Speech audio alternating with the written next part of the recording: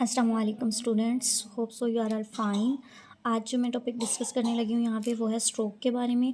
Stroke की definition देखेंगे, types के बारे में, और इसके स्पेशली जो वार्निंग साइंस हैं। वार्निंग साइंस क्या होते हैं कि जब एक किसी पर्सन को स्ट्रोक होने लगा है तो उस टाइम पे उसको क्या फ़ील हो रहा होगा, कैसे पता चलेगा उसको कि उसको स्ट्रोक हो रहा है, यानी कि फालिज का झटका लग रहा है उसको। ठीक है, तो स्ट्रोक को डिफाइन इस तरह से करते हैं: sudden loss of neurological functions cause by an interruption of blood flow to the brain.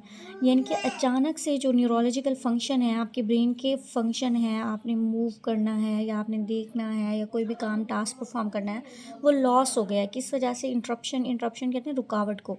यानी कि रुकावट आई है blood flow to the brain. Brain में जो ब्लड फ्लो जा रहा है, ब्लड की सप्लाई जा रही है, उसमें कोई रुकावट आई है जिसकी वजह से आपके सारी बॉडी के फंक्शन लॉस हो गए हैं।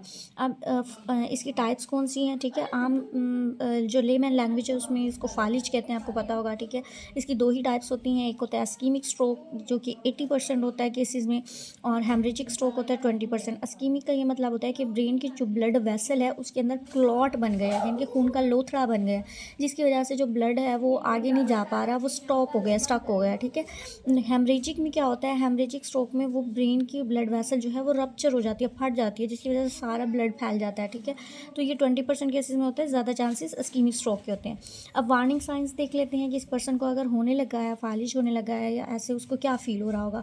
तो सबसे पहले याद रखना है कि उसको फेस, आर्म और लेग, स्पेशली वन साइड, यानी कि बॉडी की एक साइड पे उसको, उसके फेस पे, आर्म पे और लेग में अचानक से ऐसे फील होगा जैसे वीकनेस हो रही है, उसको नम हो रहा है, बिल्कुल सुन हो रहा है उसका ये साइड। ठीक है, नमनेस आ रही है। फिर है स्पीच डिफ़िकल्टी। ठीक है, अगर कोई आप उससे बात करें या कोई दूसरा पर्सन उससे बात करेगा तो वो कंफ्यूज सा हमें लगेगा, ऐसे लगेगा उसे समझ नहीं आ रही हमारी बात, या फिर वो रिस्पॉन्ड नहीं कर पा रहा, उसकी ज़बान लटखड़ा रही है। ठीक है, स्पीच ट्रबल होगा उससे स्पीकिंग में। ठीक है, देन वीएन प्रॉब्लम आती है।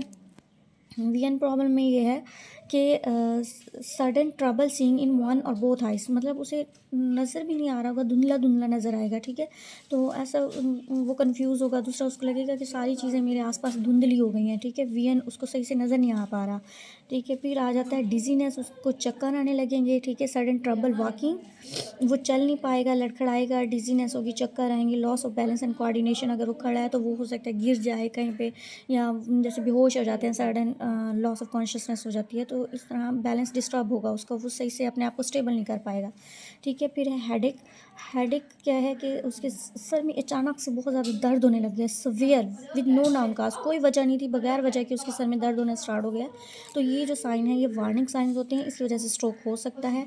ठीक है, तो ये आज का टॉपिक था जो मैंने आप लोगों से डिस्कस किया था। अगर आपको सॉरी डिस्कस किया है, अगर इसके अलावा स्ट्रोक के बारे में आप कुछ जानना चाहते हैं तो मुझे कमेंट में ज़रूर बताएं, ताकि मैं वो भी आप लोगों के साथ शेयर करूं।